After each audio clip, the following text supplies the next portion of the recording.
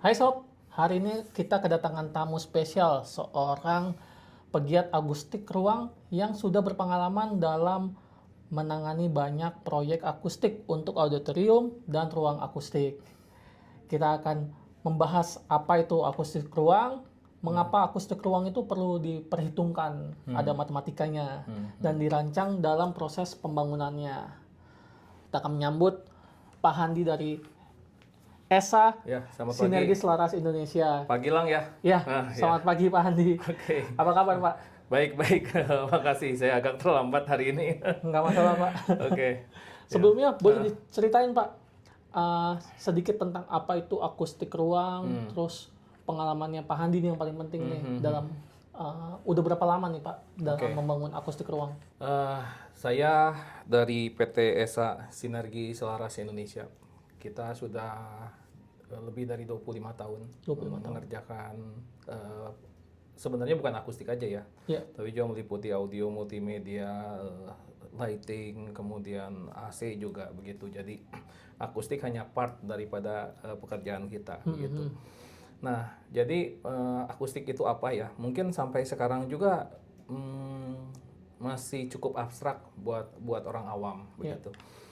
Jadi akustik itu adalah aspek daripada ruangan berkaitan dengan respon sumber suara atau perangkat speaker yang terpasang di dalam ruangan tersebut begitu. Jadi kalau akustiknya nggak diperhitungkan, problemnya itu adalah kejelasan suara. Jadi setiap kita membuat ruangan, katakanlah itu auditorium atau ruang kelas begitu ya, ruang ibadah begitu kan, salah satu aspek yang terpenting itu ya selain masalah tata cahaya, tata udara, kejelasan suara juga suatu hal yang penting sekali begitu ya. Nah jadi kalau akustiknya nggak baik itu berdampak kepada kejelasan suaranya nggak baik begitu. Nah saya ambil contoh. Saya highlight akustik untuk ruang kelas. Ruang kelas. Ya, karena kembali lagi ya, ruang kelas itu adalah sarana untuk pembelajaran mencerdaskan bangsa. Ya, jadi kalau misalnya ruang kelas itu akustiknya nggak baik, saat guru mengajar itu diterima kurang efektif oleh siswa. Nah, akibatnya adalah siswa nggak bisa menangkap pelajaran dengan baik. Begitu. Yang depan mungkin kedengaran jelas, yang depan belakang kedengaran jelas, yang belakang ngobrol atau tidur, ngantuk gitu ya. Nah jadi akustik itu sangat penting sekali sebenarnya peranannya dalam ikut mencerdaskan bangsa. Begitu. Ya. Kedua ruang ibadah. Ya. Orang datang ke ruang ibadah kan mau mencari Tuhan ya, mau belajar berbuat baik begitu ya. Nah pada saat imam lah, entah itu romo, entah itu pendeta dan pemuka agama menyampaikan hal-hal yang penting yang umat harus lakukan. Nah, akustiknya jelek, sama nanti nggak diterima sama umat. Akhirnya mereka jadi malas beribadah begitu ya, lebih baik ke kafe yang suaranya lebih kedengeran begitu ya. Nah, jadi dalam hal ini bisa dilihat betapa pentingnya akustik itu begitu sebagai salah satu aspek daripada bangunan gitu. Nah mungkin orang bertanya-tanya kalau gitu tuh akustik tuh apa begitu ya, konkretnya tuh apa begitu ya. Jadi banyak orang yang pemahamannya adalah begini, mereka melihat ada material akustik, ada material yang bukan akustik. Oh ya. Ini pengalaman saya saya menangkapnya gini. Contoh. Ruang podcast ini aja gitu ya. Nah kalau misalnya kita bicara di ruang podcast ini ada kaca ya, pintunya juga pintu kaca ya. Nah asumsi orang adalah pintu kaca itu bukan bahan akustik. Bukan bahan akustik. Ya, terus ini dinding gypsum ya kalau saya nggak salah ya. Betul. Dinding gypsum gitu. Nah ini juga orang sebutnya dinding gypsum bukan bahan akustik. Nah tapi kalau kita bicara lantai, karpet. Nah ini bahan akustik nih. Lantai bahan akustik. Plafon ini akustik tile nih ya, bahan yang agak menyerap suara. Nah ini disebutnya bahan akustik. Begitu. Jadi pemahaman orang awam kebanyakan yang saya temui itu, jadi mereka menganggap seperti itu. Dipisah-pisahkan. Padahal semua material, mau itu kaca, mau itu gypsum, mau itu tembok, marmer, metal, itu semua punya properti akustik. Oke. Nah, tinggal kita harus tahu propertinya tuh seperti apa. Memanfaatkannya. Ya. Nah, contoh misalkan, kembali lagi soal kaca. Kalau kaca itu dia memantulkan suara, ya. Salah satu parameter akustik yang menunjukkan bahwa dia memantulkan itu adalah koefisien absorpsi. Ya. Jadi koefisien absorpsi daripada kaca itu bisa dibilang hampir 0.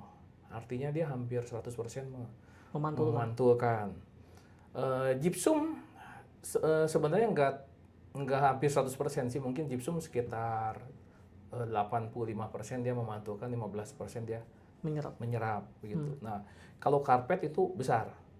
Bisa 50% sampai 70% sampai 80% tergantung tebal dan jenis karpetnya. Akustik tile ini juga sama, ini mungkin juga sekitar 80%. Oke. Nah, kalau keramik, marmer, granit tile gitu, itu juga sama, hampir 0% dia menyerap. Hampir semuanya dia pantulkan begitu. Nah, jadi tapi semua punya properti akustik yang dimana kita harus hitung begitu. Jadi dampaknya itu pasti ada ya, kayak dengan entah semuanya kaca atau semuanya marmer, itu yang perlu dihitung. Jadi di suatu tempat itu harus dikasih karpet kah, atau di atasnya dikasih plafon, seperti itu ya Pak Andi? Ya, betul. Jadi begini, parameter yang berkaitan dengan cohesion absorpsi itu adalah reverb time atau waktu gaung. Waktu gaung. Jadi kalau bahan yang digunakan itu cohesion absorpsinya itu besar, maksudnya besar tuh di atas 0,5 atau di atas 50%. Nah, itu reverb time-nya akan pendek. Reverb time-nya akan pendek. Kalau misalkan menggunakan bahan yang absorpsinya kurang dari 10%, atau di bawah 0,1, itu nanti kecenderungan reverb time-nya akan panjang. Nah, karena dia mantul. Nah, kalau panjang itu suara ucapan yang kita ucapkan itu dia akan menutupi pelafalan yang sebelumnya begitu. Nah, itu akan menyebabkan suara jadi kurang jelas. Begitu. Nah, itu ada kriterianya. Jadi misalkan ruang podcast ya. Ruang podcast ini membutuhkan reverb time itu pendek. Mestinya di bawah 0,7 detik. Ya, di bawah 0,7 detik. Kalau katakan 1,5 itu sudah kurang nyaman. Nanti rekaman yang didengar oleh pemirsa mungkin juga bergaung. Kurang jelas gitu. Akhirnya mereka nggak menyimak nih apa yang kita katakan gitu. Begitu. Nah, cuman reverb time juga kadang-kadang nggak boleh terlalu pendek juga. Contoh ya, misalkan concert hall. Nah, concert hall itu ada kriterianya gitu, supaya dia bisa menampilkan alat musik orkestra seperti kayak string ya, violin, viola, cello, kontrabas gitu. Kemudian ada alat musik brass section, ada woodwind begitu. Dia membutuhkan reverb yang ideal itu sekitar 1,6 sampai 1,9 detik. Jadi beda-beda ya? Beda-beda. Nah, itu kalau dibuat seperti kayak podcast, nggak enak. Suaranya nggak keluar. Nggak indah suaranya gitu. Justru itu yang dibutuhin. Seperti kayak main di bioskop jadinya gitu. Jadi reverb nggak boleh terlalu panjang, betul, tapi juga kependekan juga sama, nggak boleh begitu. Jadi masing-masing ada kebutuhannya. Punya kebutuhan tergantung ruangan itu fungsinya apa. Nggak boleh digeneralisasi semua sama begitu. Jadi aspek apa aja yang perlu diperhatikan tuh Pak? Tadi tuh ada reverb, gaung, waktu gaung. Jadi pertama yang tadi sudah disebutkan reverb ya. Nah, yang parameter yang lain itu adalah keheningan ruangan. Iya, keheningan ruangan itu kita bisa ukur dalam menggunakan alat ini. Ini alat ini namanya decibel meter. Gitu ya. Di aplikasi udah ada. Kalau mau cari yang gratisan ya, cuman ya angka ya pakai handphone bisa, cuman ya angkanya ya nggak bisa akurat seperti ini ya.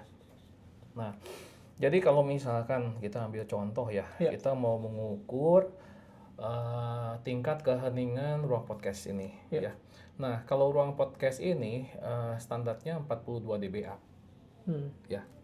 Barusan disebut hening. Kalau di atas 42 artinya kurang hening, di bawah 42 artinya sudah memenuhi syarat keheningan ya. Coba kita ukur ya. Ini nggak boleh bersuara ya. 3, 2.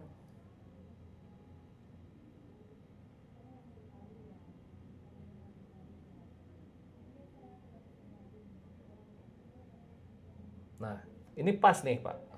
Kurang lebih di 42, 43. Jadi apa average. namanya? Angkanya sudah pas batas atas untuk sebuah ruang podcast. Begitu. Jadi kita bisa katakan bahwa ruangan ini ideal. Cukup heningnya cukup sebagai persyaratan untuk podcast begitu. Nah, kembali lagi ke tingkat keheningan ini juga beda-beda Pak. Di ruang podcast 42, di ruang ibadah 45.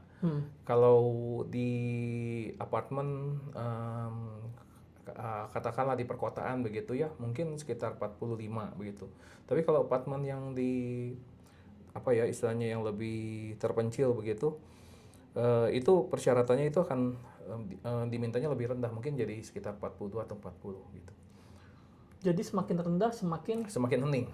Semakin hening artinya secara investasi akan semakin mahal. Begitu, ya. Nah, kalau seperti ruang konsert gitu ya, itu bisa rendah sekali, itu bisa 32 dBA persyaratannya gitu. Sangat hening sekali gitu. Saking heningnya itu kalau Pak Gilang lapar begitu, kita bisa dengar gitu suara perutnya Pak Gilang begitu. Bahkan kalau waktu saya pernah datang juga ke orkestra gitu, kita nggak boleh tepuk tangan. Nggak boleh. Bahkan ngulum permen aja juga kadang-kadang bukan ngulum permen mungkin nggak berbunyi ya. Membuka bungkus permen. Membuka bungkus permen itu harus di luar. Jadi buka dulu, masukkan ke mulut, baru masuk ke dalam gitu. Harus benar-benar tenang banget. Gak boleh ngecap juga ya. Gak boleh ngecap juga gitu, harus dikulum.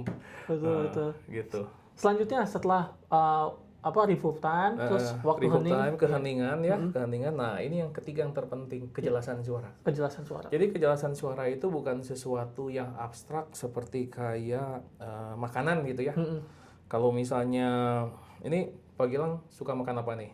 Mie. Nah, bakmi nih misalkan. Nah, kalau kita sebut bakmi ya, bakmi ini enak gitu. Gimana parameter ngukurnya, Pak? Kan selera. Setahu saya kan nggak ada ya alat ukur ya untuk ngukur gitu ya. Ini enak atau nggak enak kan subjektif ya, lebih subjektif. Nah, tapi kalau kejelasan suara ini bisa diukur. Sama seperti kita mengukur tingkat terangnya pencahayaan. Kalau tingkat terangnya pencahayaan itu parameternya namanya lumens ya. Lumens. Itu berapa lux gitu ya. Kalau temperatur AC misalkan kita ukur dengan derajat Celcius ya. 23 derajat dan sebagainya. Nah, kalau kejelasan suara itu parameternya namanya adalah STI, singkatan dari Speech Transmission Index. Speech Transmission Index. Nah, Speech Transmission Index ini pun juga syaratnya berapa itu juga bergantung daripada fungsi ruangannya. Nah, angkanya dari 0 sampai 1. 0 sampai 1 ya. Jadi 1 itu 100%. Perfect 100%. 0 itu ya udah nggak bisa terdengar aja begitu. Ya. Nah, saya ambil contoh misalkan. Kalau sistem paging untuk di mall ya. Ini kan podcast ini kan dekat Lipo Mall ya, Pak. Nah, jadi gampang. Itu kan ada paging system yang buat panggilan ya, misalkan. Perhatian kepada Bapak Dodi, misalkan ditunggu anaknya di counter misalkan. Nah, itu kejelasan suara yang dibutuhkan itu sekitar 0,44. Ya, jadi jangan di bawah 0,44, tapi di atas 0,44 barusan dikatakan itu jelas ya, 0,44 sampai 0,48. Lalu ruang ibadah ya. Nah, ruang ibadah juga bergantung ruang ibadah apa begitu. Kalau ruang ibadah Katolik itu syaratnya adalah 0,52 sampai 0,56. lebih tinggi. Ya, 0,52, 5,6. Nah, kalau ruang ibadah gereja Protestan itu sedikit lebih tinggi lagi, 0,6 sampai 0,64. Lalu yang lebih tinggi dari itu video conference. Video conference itu sekitar 0,64 sampai 0,68. Nah, di atas itu ruang sidang. MK lah, pengadilan negeri, pengadilan tinggi itu sekitar 0,68. Dan paling tingginya itu adalah ruang recording, ruang mastering, ruang studio itu di atas 0,72. Nah, jadi bergantung fungsinya. Nah, kalau ngelihat angka-angka begitu kan, kadang-kadang orang waktu mau beli sound system atau mau akustik kan bilangnya begini kan, Pak, kita mah tanggung lah. Kalau ngepas mah mau safety factor. Misalnya tadi kan syaratnya kan kalau contoh ya tadi ruang ibadah ya 0,6 misalkan.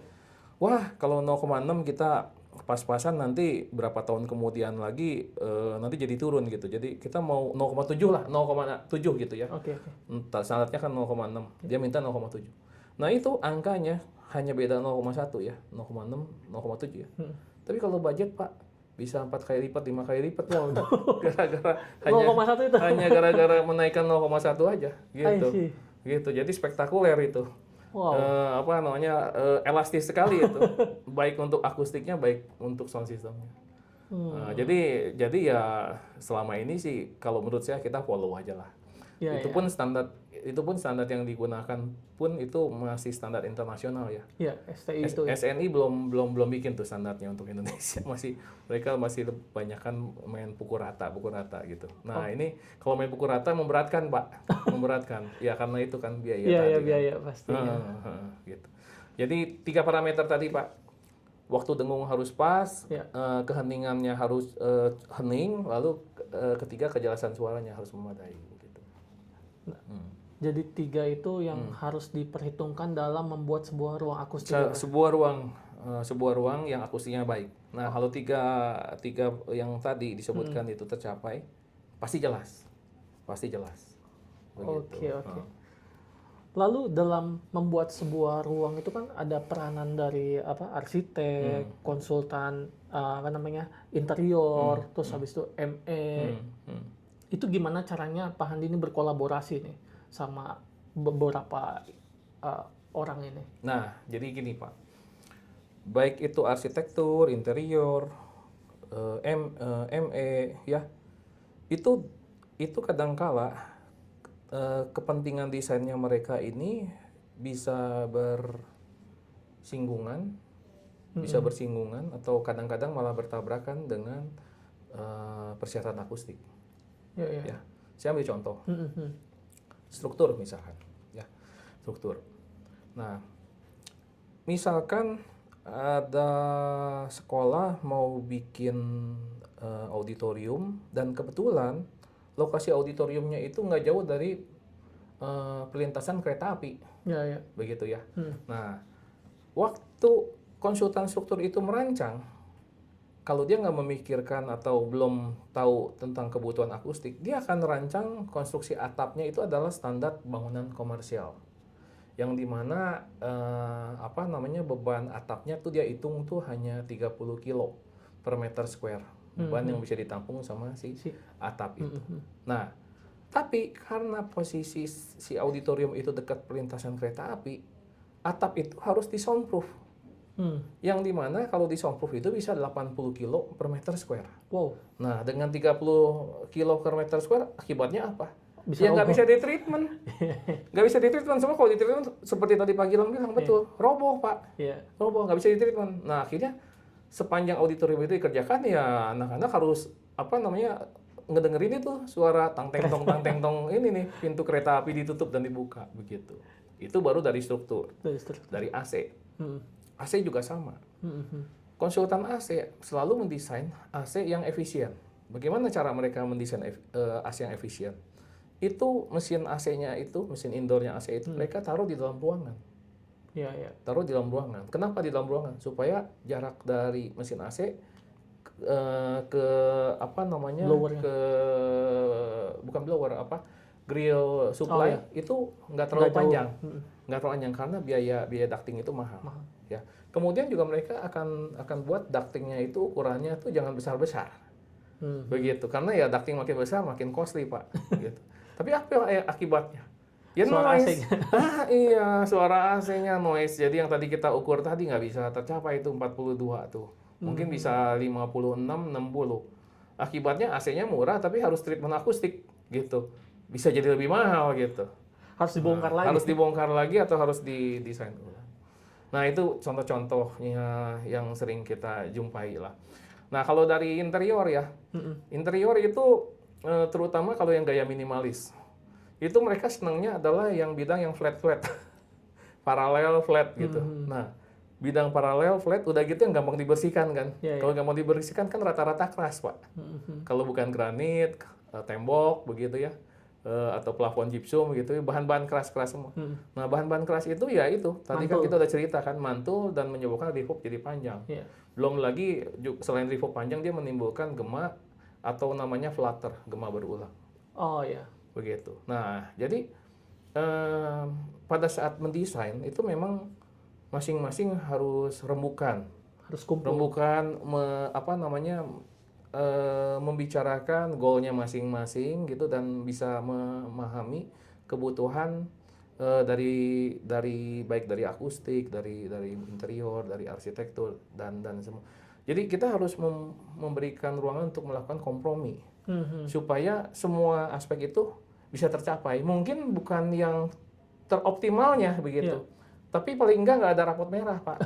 Semuanya rapotnya biru semua begitu. Nah, itu akan menghasilkan sebuah ruangan yang semua aspeknya baik gitu. Tata cahayanya baik, tata udaranya baik, tata suara baik, cozy secara estetika indah dan sebagainya. Dan tentu saja secara cost juga visible ya, reasonable itu juga penting sekali gitu.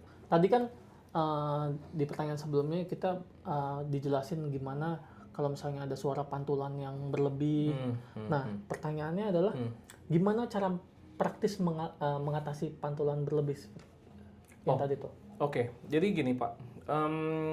Pertama kita harus mengidentifikasikan pantulan yang berbahaya itu yang di mana, begitu ya. Balik lagi ya, saya ambil contoh ya. Ruangan ini. Nah, ruangan ini kan juga sebenarnya ada pantulan kan ya, kaca lah, kemudian plafon, dinding gypsum ini gitu ya. Yang nggak ada pantulan tuh kecuali dari plafon sama dari lantai. Nah, cuma pantulan ini nggak berbahaya. Sebab apa? Sebab antara suara mulut saya langsung dengan suara pantulan, bedanya selisih dikit sekali. Nah, jadi buat Pak Gilang, suara pantulan itu justru malah memperjelas. Meningkatkan kekerasan suara. Nah, tapi kalau misalkan ganti nih ya, ruangan ini katakan jadi 20 kali 30 meter. Nah, waktu saya ngomong dan jaraknya dengan Pak Gilang katakan 10 meter gitu. Antara suara saya bicara langsung diterima Pak Gilang dengan pantulan, itu selisihnya jauh. Selisih waktunya jauh. Selisih waktu jauh. Nah, karena jauh, pantulan itu jadi mengganggu kejelasan. Karena suara lagi yang merambat ya? Iya, karena jadi seolah-olah ada dua suara, tapi datangnya nggak bareng-bareng. Langsung sama yang dari pantulan. Nah, pantulannya kan banyak sekali ya. Pantulan dari dinding samping kiri, samping kanan, dinding belakang, lantai kalau lantainya nggak ada karpet, plafon kalau plafonnya dari gypsum. Nah, itu barusan yang pantulan sekali. Pantulannya kan bisa 2 kali, Pak. Jadi dari dinding ke sana terus ke sana dulu balik lagi.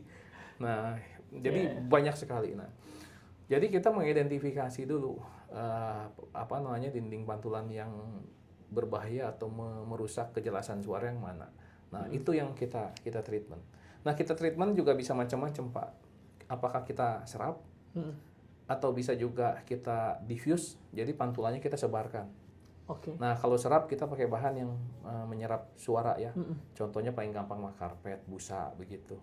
Atau bahan glasur, rockwool itu orang yang tahu lah. Itu diserap gitu. Bahan yang kedua adalah diffuse, disebarkan. Nah, kalau di diffuse disebarkan itu menggunakan panel kayu biasanya ya, yang yang bisa maju mundur tuh. Nggak tahu Bapak pernah lihat nggak tuh, namanya diffuser.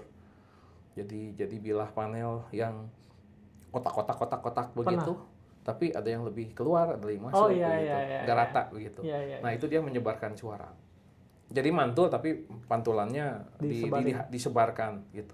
Nah yang ketiga adalah diarahkan suaranya. Jadi bukan diserap, bukan didiffuse, tapi tetap dipantulkan, tapi pantulannya yang diarahkan. Dibelokin misalkan, supaya enggak menjadi suara pantulan yang merusak kejelasan suara. Nah jadi caranya ada 3 begitu. Nah tapi ya itu semua perlu dihitung untuk kita bisa mendapatkan hasil suara yang bisa meningkatkan kejelasan suara gitu. Dan men-treat ruangan misalnya ini kan anggap aja 2x3 dan treat ruangan 20x30 beda kan? Beda. Nggak bisa yang 2x3 disamain kayak nggak bisa. Jadi ambil contoh misalkan ini ruangan ini ya. Kalau ruangan ini kan 2x3 ya. Menurut saya akustiknya udah enak Pak di sini. Saya bicara, saya dengar suara Pak Gilang jelas. Mungkin Pak Gilang dengar suara saya juga jelas. Dan saya nggak merasakan ada pantulan-pantulan atau gema-gema yang mengganggu gitu ya. Nah, bisa dibilang kan ruangan ini kan dinding nggak ada yang di-treat ya. Iya, nggak ada. Nggak ada di-treat ya, cuma lantai sama atas plafon ya. Nah, sekarang kalau misalnya ruangan ini kita upscale Pak. Kita besarin ya. Jadi 10-nya kali misalkan. Nanti berapa ini 2x3 ya? 20x30. Jadi 20x30 terus tingginya juga misalkan ini tingginya 2,5 jadi 25 meter gitu ya. Nah, otomatis kalau di sini oke, di ruangan yang besar itu jadi nggak oke, Pak. Nah, ini yang kadang-kadang mesti hati-hati. Apalagi kalau misalnya yang nggak ngerti cuma ngelihat dari internet begitu. Oh, ruangan ini bagus ya, ini main comot-comot aja begitu. Terus diaplikasi karena bisa kecelek itu. Hati-hati itu. Jadi matematisnya nggak upscaling ya, jadi kayak dengan ini nggak bisa di upscale. Jadi harus dihitung ulang. Selanjutnya ada tips khusus nggak nih Pak Handi untuk orang-orang yang pengen bikin ruang akustik. Jadi kalau misalnya ada kantor atau ada organisasi yang pengen buat ruang akustik ini, tipsnya apa nih yang bisa Pak Handi bagikan? Guidance-nya kalau buat saya, plafon ngikutin ini aja, ruang podcast ini. Pakai bahan akustik tile tuh yang sekarang. Akustik tile. Kalau lantai, buat kelas dan sebagainya, kalau saya nggak terlalu sarankan pakai karpet. Sebab bukan apa-apa. Pemeliharaannya agak susah. Betul. Kadang-kadang bau gitu ya, belum lagi kalau tumpah air, kopi dan sebagainya, ngebersihinnya kan susah kan. Betul. Jadi lantai sih, kalau saya sarankan lebih baik menggunakan keramik aja, granit gitu ya, keramik, granit atau vinil ya. Nah jadi yang di treatment itu adalah yang di dinding. Nah dinding treatmentnya cukup 25% dari total luas dinding. Jadi katakanlah misalkan dinding ini tingginya 4 meter katakan. Nah yang di treatment cukup kurang lebih 25% ya, 1 meter gitu ya. 1 meter jadi setinggi telinga. Jadi misalkan bibir bawahnya itu di 0,5 sampai 1,5. Cuman kalau hitung bahan ya, kalau bahan kan jarang, maksudnya kalau pakai 1 meter kan itu boros. Rata-rata bahan kan 60, 120 gitu ya. Nah jadi mungkin 120 aja Pak. Jadi dari ketinggian 60 sampai 120 begitu. Dikasih treatment. Nah treatmentnya kalau mau yang murah ya menggunakan busa boleh, atau kalau enggak bahan glass wool, rock wool, terus nanti di cover dengan harus di cover dengan namanya kain glass cloth ya.